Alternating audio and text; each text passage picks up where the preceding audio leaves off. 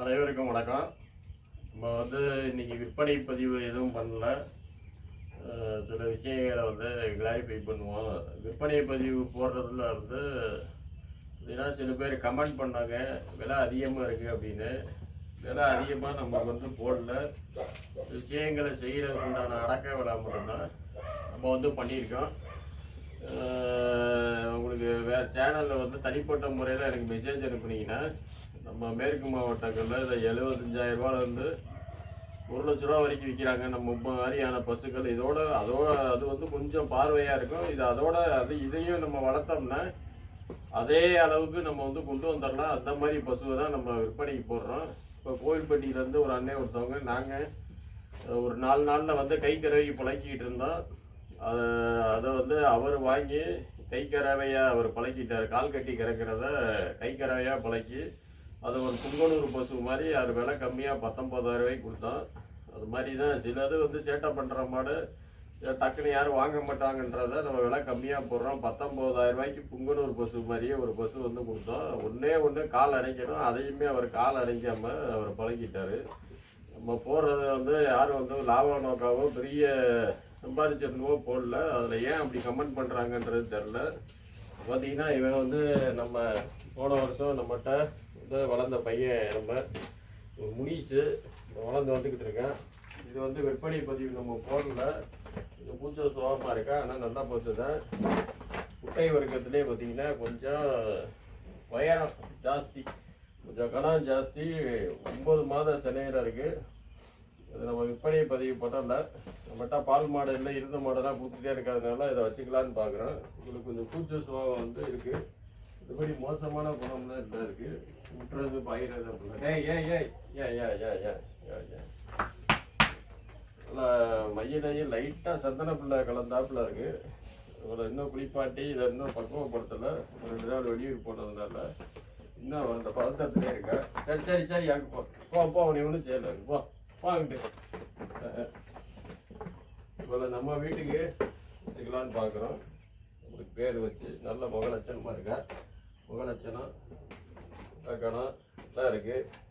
இது மாதிரி கூச்சமாக இருக்கிறதுனால நான் வீடியோ பதிவு போடலை. நம்மளுக்கும் பால் பசு வேணுன்றதுனால பாட்டியிருக்கேன். நான் கொஞ்ச நாளில் சரியாயிடுவேன். இது மாதிரி பார்த்தீங்கன்னா பசு நீங்கள் வாங்குறது முக்கியமாக மெயினாக பார்த்தீங்கன்னா ஒவ்வொரு லிட்டரு 6 மாதம் ஒரு கன்றுக்கு போக 1 லிட்டரு தான் எதிர்பார்க்கலாம். அதிகமான கறவை எதிர்பார்க்க முடியாது.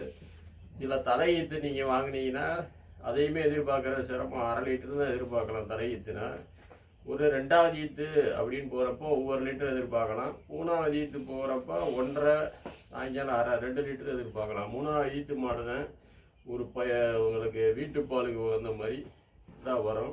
இந்த பசுவை பார்த்தீங்கன்னா நீங்கள் அச்சாப்பு ஜெர்சி இதெல்லாம் செய்கிறாங்க. சில பேர் வெளிநாட்டில் இருந்து காசு சம்பாதிச்சு காசை கொண்டு மிகப்பெரிய லெவலில் பண்ணையெல்லாம் பண்ணி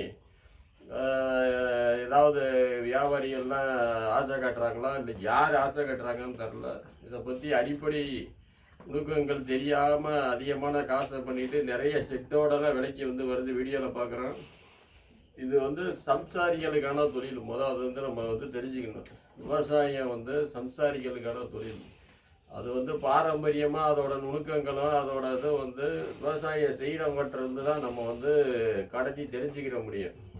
படிக்கிறது வேற, அனுபவ அறிவாக நம்ம கிராமத்திலே இருந்து பெரியவங்களோட இருந்து பழகி இந்த டயத்தில் இந்த மாதிரி மழை பெஞ்சா இந்த பயிர் போடலாம், இந்த டயத்தில் நம்ம இந்த பூச்சி வரும், இந்த டயத்தில் உங்களுக்கு மாடுகளுக்கு நோய் வரும், இது அதோட குட்டி ஆடுகள்னா குட்டி போடுறதும் மாடு கண்டின்றப்ப அப்புறம் மாடு இணை சேர்க்கறது நிறைய விஷயங்கள் இருக்குது. பார்க்குறதுக்கு ஆசையாக இருக்குது அப்படின்னு சொல்லிட்டு நம்ம நாங்களாம் பொருளாதாரத்தை நிறைய இழந்திருக்கோம். மாடு வளர்க்குறோம், பண்ணை வைக்கிறோம் அப்படின்னு சொல்லி அதில் ஒரு பகுதியாக தான் இந்த இதை நாட்டு மாடுகளை தேர்ந்தெடுத்து நம்ம அதை வளர்த்து அப்போ ஒவ்வொரு இடத்துலையும் ஒரு கம்மியான வீட்டு தேவை பால் அளவை பூர்த்தி செய்கிற மாதிரி நம்ம எல்லாத்துக்கும் அறிமுகப்படுத்துவோம்னு சொல்லி தான் இந்த சிவகங்கை மாவட்டத்தை சேர்ந்த சர்க்கரை குட்டை பசுக்களை நம்ம ஒரு 1 வருஷமாக வளர்த்து இதை வியாபாரத்துக்கு நம்ம இதில் என்னென்னா நம்ம விற்பனை பசுவாக நம்ம வச்சிருக்கிறத கொடுத்தோம். அதுக்கப்புறம் நிறைய என்கொயரி வந்தோடனே நம்ம வந்து செட்டிநாடு கேட்டில் ஃபார்ம்ஸ் பூமாரி எண்ணெய் பூமாரி எண்ணெய்ட்ட இருந்து நம்ம அவங்க இருந்து வாங்குறோம். நம்ம சேனலை பார்த்துட்டு மாடு வேணுமா கேட்குறவங்ககிட்ட இருந்து வாங்கி கிட்டத்தட்ட அந்த 3 மாதத்தில் ஒரு 40 பசுக்கிட்ட விற்பனை பண்ணியிருக்கோம். அதில் ஒரு 2-3 இடத்துல வந்து கொஞ்சம் சில பிரச்சனைகளும் வந்துச்சு. மேக்சிமம் 95% வந்து நல்ல முறையில் வந்து எல்லா இடத்துக்கும் விற்பனை ஆகிருக்கு. மாடு வாங்கினவங்க எல்லாம் சந்தோஷப்பட்டு இது பண்ணி பேசுனாங்க. இப்போ இது வந்து ஒரு 3ஆம் பரிணாமம் மாதிரி இந்த மாடு உங்களுக்கு காங்கேயம் வந்து வளர்க்குறாங்க அந்த பகுதியில் மேற்கு மாவட்டங்களில். அவங்களுக்கு இந்த மாடுகள் வந்து சின்னதாக மெயின்டெனன்ஸுக்கு ஈஸியாக இருக்கிறப்ப மாடே வந்து புதிய திண்டுக்கலுக்கு மேலே தான் விற்பனை. திண்டுக்கல், கரூர், சேலம், ஈரோடு, நாமக்கல், பொள்ளாச்சி, உடுமலைப்பேட்டை, பழனி, கோயம்புத்தூர், திருப்பூர் இதுதான் அந்த மாடு வந்து அதிகமாக கேட்குறாங்க. காங்கேய மாடு பெரிய கொம்பு தலையோட பெருசாக அதை வச்சு அதை 1 லிட்டர் பால் எடுக்கிறதுக்கு நீங்கள் இந்த ஜாதியிலே 1 லிட்டர் பால் வந்து எடுத்துடலாம். இந்த பசு பார்த்தீங்கன்னா இது வந்து 3.5 அடி 3.25 அடி உயரம் இருக்குது. காங்கேயத்துக்கு அளவு இது 2வது ஈத்து. காங்கேய அளவுக்கு இது வந்து பால் வந்து கண்டிப்பாக கறக்கும். இது மாதிரி தான் இது மெயின்டெனன்ஸ் ரொம்ப கம்மி. இப்போ மேய்ச்சிட்டு வந்து நம்ம கட்டி போட்டிருக்கோம். இதே முறையில் வீட்டு பால் தேவைக்கு பாக்கெட் பால் இல்லாமல் நீங்கள் எல்லாருமே பார்த்தீங்கன்னா இந்த மாடுகளை வாங்கி நிப்பாடி அதே நேரத்தில் 2 லிட்டரு 3 லிட்டரு 5 லிட்டருலாம் வந்து கறக்காது. ஆவரேஜாக 6 மாதத்துக்கு 1 லிட்டரு நம்ம புங்கனூர் செனை ஊசியை வாங்கி நம்ம மருத்துவர்கிட்ட அங்கே இருக்கிற கால்நடை மருத்துவம் மூலமாக செனைக்கு சினைப்படுத்துறதுக்கு அதை வந்து யூஸ் படுத்திக்கலாம். அதனால் நீங்கள் பெரிய பெரிய மாடுகளை வாங்கி அதை இது பண்ணுறதுக்கு நம்ம செஞ்சுக்கிட்டு இருக்க தொழிலே செஞ்சுக்கிட்டு வீட்டில் இந்த மாதிரி அழகு லட்சணமாக ஒரு பசு வாங்கி நிப்பாட்டிட்டு நம்ம இதோட சாணம் பாருங்கள், இதோட சாணம் கோமியம் இதை வந்து நம்ம முற்றத்தில் வந்து முழுகிறதுக்கும் தோட்டத்துக்கு வந்து இயற்கை உரம் தயாரிக்கிறதுக்கும் பயன்படுத்திக்கிட்டு இது பால் நம்ம வீட்டுக்கு உபயோகப்படுத்திக்கிட்டு கன்றை வந்து நம்ம கிடேரி கன்றாக இருந்துச்சுன்னா அப்படியே வச்சுக்கலாம். காளைக்கன்றாக இருந்தால் நம்ம இதே குட்டா காளை வர்க்கம் கேட்குறவங்களுக்கு நம்ம விற்பனை பண்ணலாம். ஐயோ காளைக்கன்றே நினைக்க தேவையில்லை. காளைக்கன்று இப்போ இது பார்த்திங்கன்னா பிறந்து இப்போ 1.25 வயசு ஆச்சு. 1.25 வயசு 1.5 வயசு ஆக போகுது. 1 வயசு. அப்போ இந்த மாதிரி கன்றை வந்து நம்ம ஒரு 17 ரூபா வரைக்கும் விற்கலாம். அதை நம்ம வளர்க்குறவங்களுக்கு கொடுக்கலாம். கொடுத்தோம்னா அதுக்கு ஈக்குவலாக ஒரு கிடேரி கன்று வாங்கிடலாம். இல்லை ஒரு மாடு சினை பருவத்தில் இருக்கிற மாடே வாங்கிடலாம். அப்போ வந்து காளைக்கன்றுனால நம்ம வந்து வச்சு வளர்க்கலாம். கிடேரி கன்று வச்சு இதை வளர்க்குறது பெரிய நஷ்டம்லாம் தராது. இந்த மாடு வளர்க்குறது வீட்டில் அழகு லட்சணமாக நம்ம வந்து மாடு நிப்பாட்டுறதுக்கு இந்த மாடுகளே நம்மளுக்கு போதும். குறைந்த பராமரிப்பு, குறைஞ்ச லெவல்லையே வந்து அடாத்தீவனம் ஒவ்வொரு கிலோ காலையில் 1 கிலோ சாயங்காலம் 1 கிலோ அது போக பச்சை வைக்கல் இருந்தால் போட்டு நம்ம எளிமையாக வந்து இதை வந்து பராமரிக்கலாம். அதனால் எல்லாருமே வந்து இந்த பசுவை வந்து ரொம்ப லாப நோக்கோட வளர்க்கக்கூடாது. ஒரு வீட்டுக்கு ஒரு அழகு லட்சணமாகவும் நம்மளுக்கு ஒரு ஆரோக்கியமான ஒரு பொழுதுபோக்கு நம்ம உடல் நலம் மனநலம் பேணுறதுக்காண்டி பண்ணிக்கலாம். பாருங்கள் கொஞ்சம் கொஞ்சமாக ஆள் மாறிக்கிட்டே இருக்கேன். இப்போ நம்ம குரல் கேட்டு பேசி பழகி அந்த மூர்க்க குணம் மற்றவங்ககிட்ட இருந்தாலும் நம்மகிட்ட காட்ட மாட்டான். இதுதான் வந்து ஒரு நல்ல ஒரு வைப்ரேஷனான விஷயம். பசு நாட்டு மாடு வளர்க்குறத நீங்கள் பின்னாடி சவுண்டு கொடுக்காம போய் தொட்டிங்கன்னா கூட சில மாடுகள் தெரியாதவங்கள வந்து உதச்சிடும். ஆனால் நம்மளோட வாசம் நம்மளோட பேச்சு தெரிஞ்சுன்னா இந்த மாடுகள் வந்து அமைதியாக இருக்கும். நாட்டு மாடை பராமரிக்கிறதுக்கே வந்து ஒரு தனியான ஒரு குணம் நம்மளுக்கு வேணும். ரொம்ப ஷார்ப் மைண்டோட எப்பயுமே ஒரு விழிப்புணர்வோடு வந்து இருக்கணும். இது ஏன்னா இனியாரம் என்ன செய்யுன்றது தெரியாது. அப்படி இருக்கிற மாடுகளை நம்மளோட அன்பால் கட்டுப்படுத்தி இதை வளர்க்குறதுக்கே வந்து ஒரு தைரியமும் ஒரு நல்ல மைண்ட் இருந்தால் தான் இதை வளர்க்க முடியும். அப்படி செட் ஆயிடுச்சுன்னா நம்மளுக்கே தெரியும் அதோட வைப்ரேஷன் என்ன அப்படின்னு. இதெல்லாம் வளர்ப்பாளரை நம்ம கேர்டேக்கரு பராமரிக்கிறவரை கூட மோசம் பண்ணுதுங்க. ஆனால் நம்ம பேச்சு நம்மளோட பழகுறதுல நம்மகிட்ட வந்து அன்பாக பழகுங்கடா.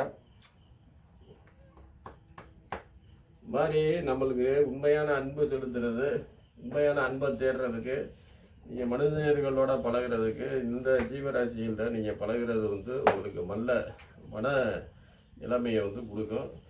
நீங்கள் பாக்கெட் பாலை விட்டுட்டு இந்த மாடு 1 லிட்டர் பால் வாங்குறது போது இந்த மாதிரி மாடுகளை சினை மாடோ இல்லை கன்று மாடோ வாங்கி நம்ம பால் தேவைக்கு, அது போக வந்து உர பயன்பாட்டுக்கு, அப்புறம் நம்ம கன்றுகளை உற்பத்தி பண்ணி நஷ்டம் இல்லாமல் ஒரு ஆரோக்கியமான வந்து உணவை நம்ம எடுத்துக்கலாம். நம்ம வந்து பயிர்களுக்கு தேவையான உரத்தையும் வந்து எடுத்துக்கலாம். மனநிலைமை நம்மளுக்கு நல்லா இருக்கும். அதனால் நீங்கள் நான் சம்பாரிச்சுருக்கோம், நம்மகிட்ட பணம் இருக்குது, பெரிய செட்டாக போட்டு கறவை மாடை இறக்கி 20 லிட்ரு அதெல்லாம் வந்து பார்த்திங்கன்னா கறவை மாடு வந்து வளர்க்கலாம், இருபிறவியாக வாங்கி வளர்க்கலாம். ஒரிஜினலாக நீங்கள் 1 லட்சம் 2 லட்சம் போட்டு மாடு வாங்கி அதுக்கு நீங்கள் மேற்கு மாவட்டங்களில் வந்து மலையடிவாரம், கோயம்புத்தூர் மலையடிவாரம், கொஞ்சம் சேலம் மலையடிவாரத்தில் நல்ல கிளைமேட் இருக்கிறதுல மாடுகள் வந்து உணவு செமிக்கிறப்ப அதிகமான வெப்பம் வந்து வெளியேறணும். வெப்பத்தை கடத்துகிற அளவுக்கு சீதோஷண நிலை வந்து கரெக்டாக இருக்கணும். அப்போ தான் பால் மாடுகளுக்கு வந்து நீங்கள் அதிகமான தீவனத்தை கொடுத்து இன்புட்டு கொடுத்து அவுட்புட் வந்து பாலை வந்து எடுக்க முடியும். அது இல்லாமல் வந்து பச்சை வாங்கி போடுறதுக்கும் தீவனம் வந்து சரியாக கிளைமேட்டு சீதோஷண நிலை தீவன பராமரிப்பு இல்லாதவங்கெல்லாம் வந்து இந்த தொழிலில் இறங்கி நஷ்டமடையாதீங்க. இப்போ சினிமா தொழிலில் பார்த்தீங்கன்னா மாரிதாசனை வந்து ஒரு தடவை நம்ம ஒரு வீடியோவில் சொல்லியிருப்பார். சினிமா தொழில் ஒரு லாபமான தொழில்னாலும் 7% தான் அதில் வந்து ஜெயிக்கிறதுக்கு உண்டான வாய்ப்பு இருக்குது. அவரோட வீடியோஸ் பார்க்குறதுனால சொல்கிறேன், சினிமா இருக்குன்றான்னு சொல்லலை. அதே மாதிரி தான் அந்த விவசாயத்தில் கால்நடை வளர்ப்பு அப்படின்றது ஒரு 7% தான். இதை வந்து ஒரு வருமானத்துக்கு இல்லாத பகுதி இதாக இல்லாமல் இது வந்து ஒரு நம்ம ஆரோக்கியம் சார்ந்த முதலீடாக வந்து எடுத்துக்கிட்டு சிறிய லெவலில் ஒரு சம்சாரி அந்த லெவலுக்கே நம்ம ஒரு சின்ன கொட்டமோ ஏதோ போட்டு ஆடு மாடுகள் கோழி வளர்க்குறத வந்து ஒரு சைடு அப்படி வச்சுக்கிறதா என்னோட அனுபவத்துக்கு வந்து சிறந்ததுன்னு நான் நினைக்கிறேன்.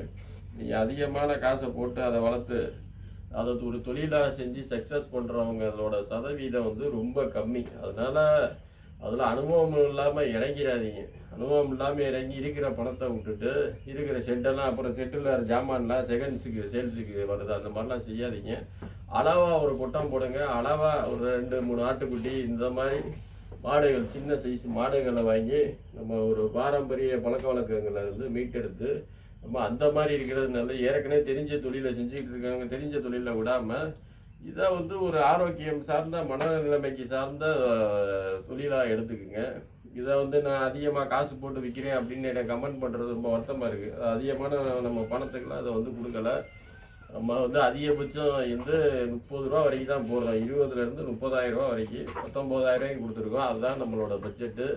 மாடுக்கு தகுந்த மாதிரி அதோட லட்சணத்துக்கு தகுந்த மாதிரி இதோட விலை வந்து வரும். போக்குவரத்து, ஆள் பராமரிப்பு, சில மாடுகளை வந்து மெதுவாக தான் சேல்ஸ் ஆகும். அதை வந்து நம்ம ஒரு 15 நாள் 20 நாள் வச்சுருந்து பராமரித்து அது எல்லாமே இருக்குது. மாடை கொண்டு வந்து இறக்குறது வந்து அவ்வளோ ரிஸ்க்கு. நீங்கள் வந்து டிரான்ஸ்போர்ட் பண்ணி அதில் வந்து கரெக்டான முறையில் ஏற்றி கரெக்டான முறையில் இறக்குறத வந்து ஒரு தெய்வ அனுகூலம் இருக்கணும் அதுக்கு. அப்படி தான் இது. அதனால் வேலை கூட போடுறோம் அப்படின்லாம் நினைக்காதீங்க. சேனல் பார்க்குறவங்களை வந்து நீங்கள் சப்ஸ்கிரைப் பண்ணுங்கள், நம்ம சேனலை பார்த்து வியூஸ் போகணும் அந்த மாதிரியும் இல்லை. நம்ம சேனலை பார்த்து கிட்டத்தட்ட ஒரு 50 பேர் மாடு வாங்கியிருக்காங்க. அதில் புதுசாக வளர்க்குறவங்க, ஏற்கனவே மாடு வளர்த்துட்டு விட்டவங்கெல்லாம் வாங்குறப்போ நம்மளுக்கு ரொம்ப ரொம்ப மன நிறைவாக இருக்குது. அதனால் வேறு எதையும் நம்ம கேர் பண்ணிக்கிற தேவையில்லை.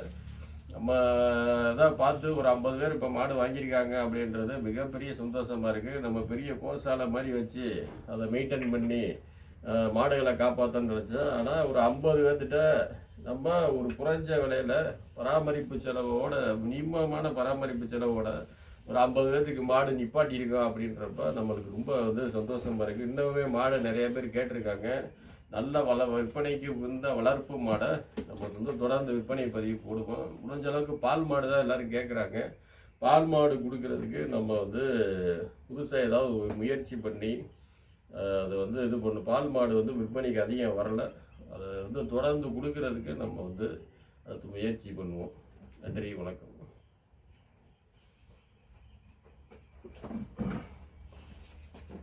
போடா.